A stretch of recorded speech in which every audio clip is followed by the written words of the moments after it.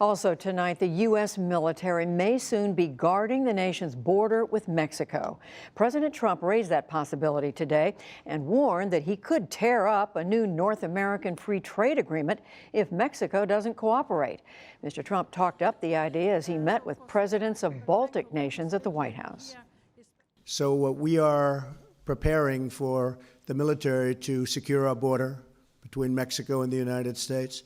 We have a meeting on it in a little while with General Mattis and everybody, and I think that it's something we have to do. Our own Lisa Desjardins was at today's press conference, and she joins me now. So, Lisa, you've spent the day trying to talk to folks about what the president is talking about here. Judy, in total, unfortunately, we don't know what that meeting is that he's talking about. The White House staff has not gotten back to us. We've reached out to many communications staffers over there and other sources. The Department of Defense has also not responded yet to their calls. Our team also reached out to border state governors and members of Congress. None of them said they had details of this plan yet. But it was interesting. The state of Texas did respond and say that they already are using National Guard troops under state direction since 2014. They've had 1,000 state troops at the border. Now, whatever this is, the president does have the power to send National Guard troops to the border. President Obama did it in 2010. But it's interesting, Judy, reports after that showed that that was very complicated. It took at least 6 months or up to 6 months to even begin that process. So whatever he's doing, if this is a plan, it can't happen right away. And we know this has just popped up literally right. within the last day. So the president talked about a couple of other things that I think is raising interest. One was a comment, Lisa, that he made about Amazon, the tech giant. Let's listen to that. The post office is losing billions of dollars, and the taxpayers are paying for that money because it delivers packages for Amazon at a very below cost. And that's not fair to the United States. It's not fair to our taxpayers.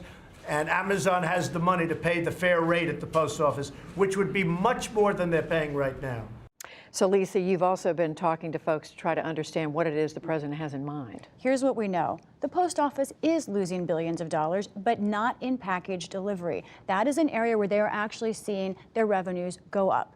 Now, Amazon does have a special rate with the post office because of the very large volume that Amazon gives to the post office. We do not know what that rate is, but by law, Judy, the post office cannot charge a rate that actually causes a loss to the post office. That's a law right now. Now, there's even bigger context here, though, because, of course, Amazon is owned by Jeff Bezos, richest man in America, and the owner of the Washington Post.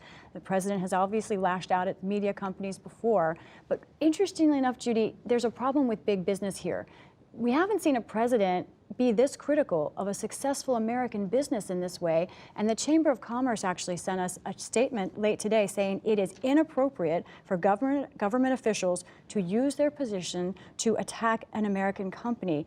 That is remarkable coming from the generally Republican pro-business Chamber of Commerce talking about a Republican president. Which generally has been favorable to the president, but we know the president has been critical of the Washington Post reporting. So finally, Lisa, another thing the president brought up today, which is raising questions, and that is his relationship with Vladimir Putin, the leader of Russia. Here's what he said.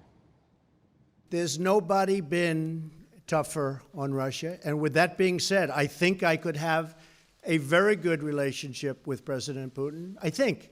It's possible I won't, and you will know about it. So I think I could have a very good relationship with Russia and with President Putin. And if I did, that would be a great thing. And there's also a great possibility that that won't happen. Who knows? So, Lisa, this comes after just a whole lot has been happening in the relationship between the U.S. Especially news from the Kremlin and the White House yesterday that the president and Vladimir Putin talked about meeting sometime in the not-too-distant future. We don't have any more details of that. Judy, in that room, it was so fascinating during that moment to watch the Estonian president in particular, who has a long border with Russia, stone-faced. She's someone who does not think it's a good idea to be friendly with Russia. As we said, in the middle of just so much going on between the United States and Russia, not to mention the investigation. Lisa Desjardins, thank you very much. You're welcome.